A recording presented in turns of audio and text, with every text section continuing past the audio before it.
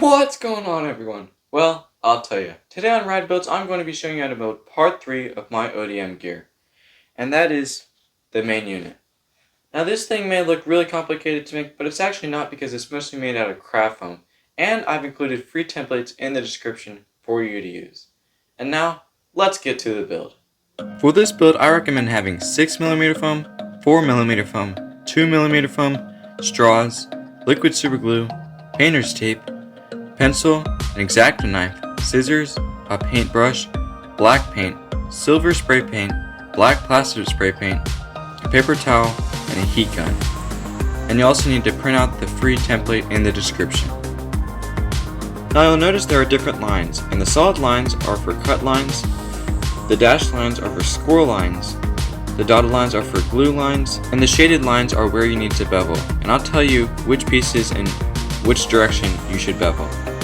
You'll also notice that the number of pieces and the thickness of foam you should cut each piece out of is labeled on the pattern. And here's everything cut out.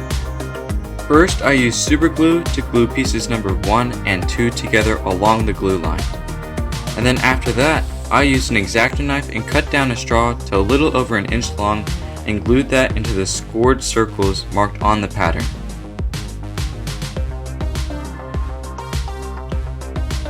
And I repeated this process 7 more times. Once that was done, I glued pieces number 3 and 4 together.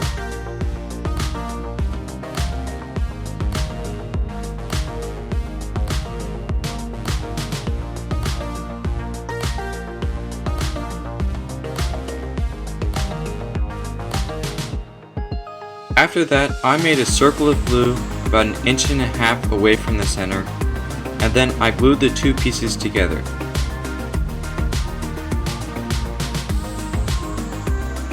And I did my best when gluing the straws in place to line them up with the decorative circles on piece number 3.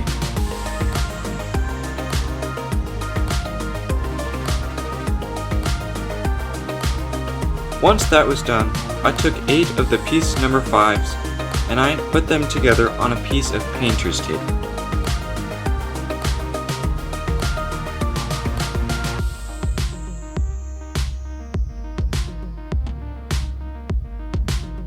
Once that was done, I used the painter's tape and put the 2 ends together to create a circle. And then after that, I used liquid super glue and I put some along the bases of each piece number 5. Then I glued that to the bottom of piece number 1.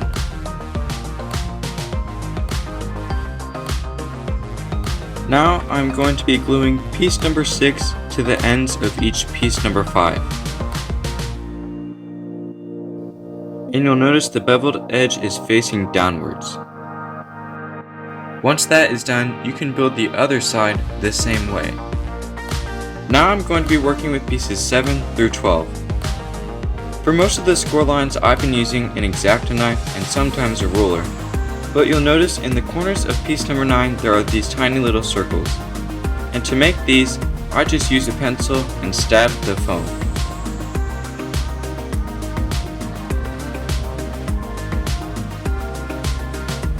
Now I am using super glue to glue pieces number 7 and 8 together.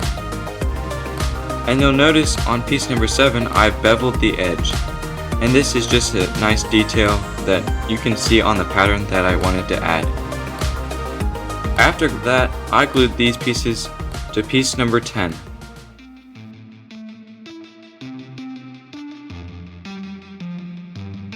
Then I added glue along the angled edge of piece number 9 and glued it flush against piece numbers 10 and 8.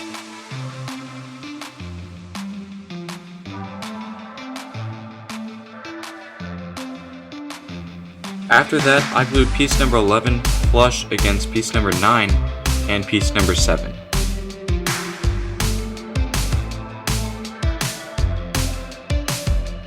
Once that was dry, I glued pieces number 12 on the tips of piece number 10.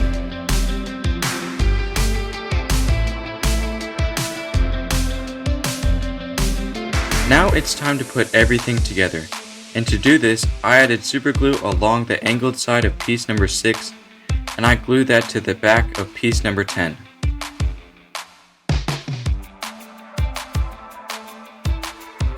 And I repeated the same process for the other side.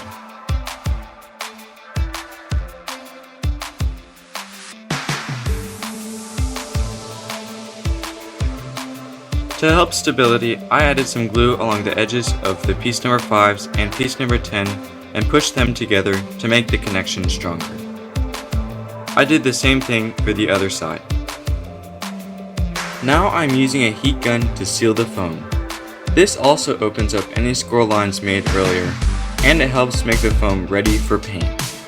Once that was done, I primed the whole thing with black plastic spray paint, and then spray painted the whole thing with silver spray paint. Now I'm going to be black washing the entire build, and to do this I'm mixing black paint and water. And then once that is mixed, I applied this to the build. What black washing does is it makes the build look battle worn and more realistic.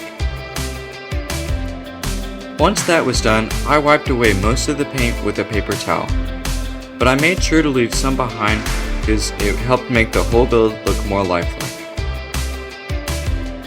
And once you finish this step, the main unit of the ODM gear is complete.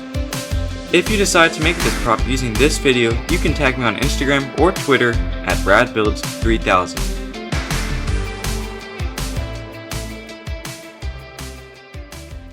Thank you everyone for watching. If while watching this video you're thinking, hey, this guy's done a fantastic job, well please subscribe and give this video a thumbs up to help other people find it. And if you haven't already checked out the other parts of my ODM gear, being part 1, the swords, and part 2, the gas chambers and blade compartments, I would suggest you check those out, and you can find those videos on my channel, RAD Builds.